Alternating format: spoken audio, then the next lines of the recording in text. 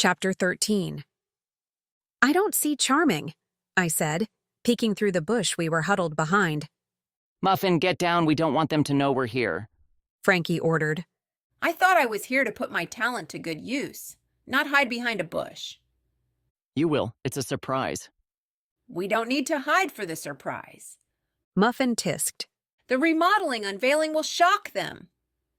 You ain't kidding, I muttered. There's a ferry. Lenny spotted a ferry exiting the front door. I'll handle this. He grinned, snatching his super soaker.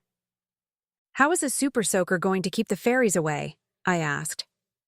I used your floor goop and thinned it so it can spray. It's now the consistency of super glue.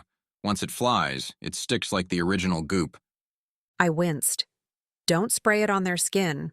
Or eyes, I added. Don't worry, I got this. Danny, you're on backup. Make sure to lead them away from the chapel. We don't want anyone turning into statues on the front yard. Danny pumped her super soaker. Locked and loaded. Lenny ran from the hiding spot with a warrior cry. Halfway to the ferry, he slowed as he wheezed to catch his breath. I guess I'm up. Danny shook her head as we watched Lenny stop and brace his hands on his knees for support. She bolted from the bush and descended on the ferry, luring him away with a squirt. It caught the other fairies' attention. They filtered from the chapel to see their comrade fall as Danny blasted the super soaker. Lenny's eyes widened as they circled him. I can't watch. I buried my face into my hands. Caleb laughed. He's okay. He just soaked them. Their wings are stuck together. That worked better than I thought it would. I peeked through my fingers to find the fairies stuck together like a giant log. Lenny used the super soaker to prod them away from the chapel. Their curses filled the air, drawing more eyes to the front. Caleb, you're up. Frankie called. I'm only doing this for you, kitten. He said with a wink before sauntering toward the princesses in his sexy pirate swagger. Damn, Frankie and I said in harmony as we watched his retreating form. As he neared the princesses, two giggled, two gasped, and one tugged her bodice lower. Look at him, Frankie said in awe. He's stealing their breath and hearts with one sultry glance and a dimpled smile. I wouldn't be surprised if they hiked their skirts for him. If I could bottle his sex appeal, I'd make millions. I'd save myself a bottle, too. Just a little dash to spice things up. He doesn't have a dimpled smile, though I think you're right about them hiking up their skirts. The one on the end is ready to pounce. He has a slight dimple, he argued. It comes out when he's mischievous. You must have seen a shadow. He doesn't have dimples. I don't care if he has a dimple on his face or butt. Muffin huffed. I'm getting cramped hiding behind this bush like a hungry raccoon. She fidgeted, shaking the bush with her movement. That brings up a good point. I'm hungry. Only Charming is left. As soon as we flush him out, we'll head in and order a pizza. With one lumbering movement, I found myself on the other side of the bush. Go get him! Muffin called. You didn't have to push me through the bush, I growled, picking a leaf from my hair, and one from my bodice. I dusted off and made my way to the entrance where Caleb and the princesses stood. His eyes fell on me as he spoke with the princesses. They didn't notice my approach, but he was tracking me. I used a hand signal to wave him away from the front so I could get inside. He flashed a dimpled smile at the princesses and wrapped his arm around two of them, leading them away. Where did that dimple come from? I was sure I hadn't seen it before. However, before I could wonder more about the elusive dimple, Charming stepped out. What brings you here, my lovely? He asked. His eyes roamed the length of me. Not that I mind your visit, but it seems my staff has disappeared. He stepped close, cutting off the path to the door. His eyes flicked over my shoulder. It seems I underestimated you. I'm not sure what your plan is, but leading my princesses away with a common pirate won't make them forget their duties. I'm not sure what you're talking about, I said, inching back. A single eyebrow rose. You wouldn't happen to know why Frankie and a... Is that a woman? I glanced over to watch Frankie frantically attempt to keep Muffin at bay. She batted him, flinging him through the bush. As she barreled toward us, Frankie jumped on her back, which proved to be useless. Get out of my way! She said, plowing through to the front door. I don't have time to sit behind a bush all day. I've got business to take care of. She stopped at the door and turned to Charming. Where's your bathroom? On the left. Was all he could utter. Good. I hope you got a plunger. All that squatting behind a bush makes a person's plumbing cockeyed. She breezed through the door with Frankie still clinging to her back.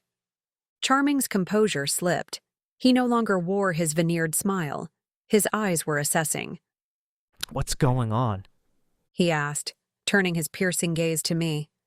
Muffin wants to remodel your chapel. Why? He asked, stepping closer to effectively block my escape route. I scanned for an alternate route. Don't go in there for an hour. Frankie stumbled out, waving his hand in front of his nose. The stench could peel paint off a wall. Charming whipped around to Frankie. What are you up to, Garza? Nothing. Frankie said innocently, sidestepping Charming. Charming cut off his path, allowing me to escape. I did. Hurrying to the parking lot, I turned to find Frankie and Charming glaring nose to nose. You couldn't win fairly, so you thought you could sabotage me. Charming growled. You taunted me with those horrible billboard designs. Frankie gritted. What was I supposed to do? Lose honorably. And they're not horrible. You just don't like the fact that they're true. My chapel's better than yours.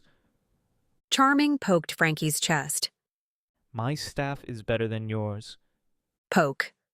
And I'm better than you. Poke. You only have one theme. I change mine daily. Yes. Jack of all celebrities, master of none. But I'm the master here. You think prancing around, batting your eyelashes, and calling every female a fair maiden is being a master? I could outcharm you any day. Charming's eyes flashed. Outcharm me? You couldn't charm a woman if your life depended on it. Yes, I can. I can charm the socks off any woman or man. You can't claim the same. Frankie barked. I only turn on my charm for women. Men don't count. That's because you can't charm them, admit it. Charming blustered. I could charm a rock if I had to. I felt a hand on my back and turned to find a very sexy pirate standing next to me. With the scene unfolding at such a rowdy decibel, I didn't hear him approach. They've attracted quite a crowd. Caleb said. I peeked around to find an audience filling the sidewalk and front yard. Even the fairies hopped back into the yard to watch the two chapel owners squabbling like children fighting over the last popsicle. Do you think they'll start slapping each other with gloves? Caleb asked. That's how we got in this predicament. You're kidding. When I shook my head, he chuckled. The sound tickled my senses. How come you only have a dimple some of the time? I never noticed it until you smiled at the princesses, but then you just laughed and it wasn't there. I scanned his cheek, looking for the mysterious dimple. If I tell you, you can't repeat it. Why not? Promise first. I promise. Now tell me, I urged, which earned another laugh. I don't think I could ever say no to you. The dimple is my one and only tell. He explained, referring to the poker term. How is that possible? He shrugged. It's always been that way. If I'm not smiling sincerely, a dimple appears, causing the woman I'm not being sincere with to like me that much more. It's a vicious circle, but it explains why you've never seen it. Does it come out at the table? Sometimes, but not often. Most of the time, I enjoy my interaction with the other players. Luckily, most men don't notice whether I have a dimple. Frankie noticed. He's not like most men. You're not kidding, I muttered, turning my attention back to the argument that was growing louder and more animated until a resonating crack brought silence. Frankie, run! I screamed. Frankie paled and grabbed Charming, diving to the side. Another crack sent a turret plummeting to the ground in a crash of splintering wood. Frankie, are you okay? I jogged to the debris. Frankie poked his head up. I thought we were goners. Charming's smudged face popped up next to Frankie's. What happened? We looked up to find Muffin standing where the turret had been. Did you know these turrets are fake? She asked. If I hadn't already gone to the bathroom, there would have been a serious accident of a different nature. You nearly killed us, woman. Frankie bellowed. I'm remodeling. You tore down my turret. Charming roared. Veins were swelling and throbbing. You have 3 more? Charming shook with fury. Stay where you are. I'm calling the cops. Muffin scurried, searching for a way out. Charming whipped around to Frankie. This isn't over. This is between you and me. The new challenge has been accepted. What new challenge? Frankie asked, backing away. You and me. Tomorrow night. Frankie raised his brows. On a date? Don't be absurd. The one that can charm a woman and a man wins. What are the stakes? We'll keep them the same with one addition. The loser becomes the winner's servant for a week. Frankie's eyes narrowed. You're on. Meet me tomorrow at 7. We'll pick location and subjects. The next day, I called Remy. I was anxious to hear news, but I didn't want to pester him either, since he promised he'd call if he found a lead. I wasn't confident he would follow through with his promise, however. Well? I asked after he answered on the 5th ring. No luck. I can't make heads or tails of the postcards, and there are no leads on the Millers. Can you think of anything that Ian said before he left? He said, "Good morning, my sweet wife," just before I ran out the door. Remy exhaled. Anything before that? Not that I can recall. Think on it and get back to me. Okay. Remy, did you get in touch with Grayson? I tried. Nothing has changed. The dragon's still keeping him hostage. I thought for sure he would talk to her. He very well could have. She doesn't strike me as the type to give up control so easily. She's had her way for months. Do you think Grayson knows? Don't worry about Grayson. There's nothing you can do. I hesitated before saying, actually, there might be. I don't like that sound in your voice. It reminds me of times when you did something stupid. I don't do stupid things. Would you care for me to list them? I could start alphabetically or chronologically. Your call. It's not that long of a list. So you're agreeing that there is a list?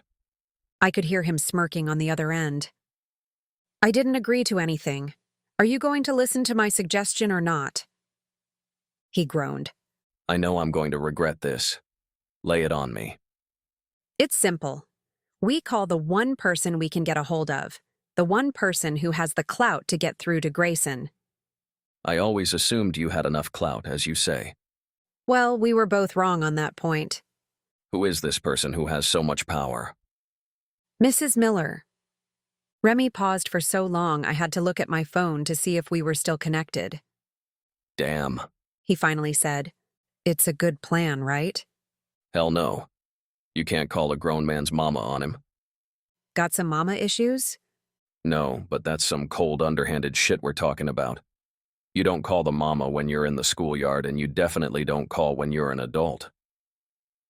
I couldn't help but envision Remy as a young kid. He'd be smart-mouthed and tough. Perhaps he'd even have a head of hair. Remy with hair? What color is your hair? What? He sputtered and coughed. He must have just taken a drink.